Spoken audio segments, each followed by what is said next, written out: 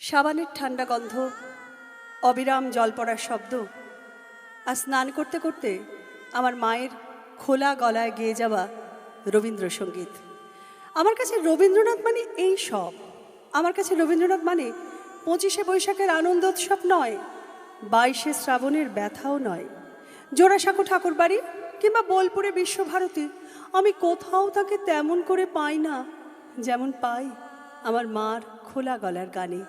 কিন্তু তাও যখন তখন কিংবা যেমন তেমন করে নয়, সন্ধ্যের অন্ধকার ঘনিয়ে আসা শেষ বিকেলে মা যখন অফিস থেকে ফিরে স্নানঘরে শুদ্ধ হতে যান, তখন আমার মা কেন গান শেখেননি অমন গলা?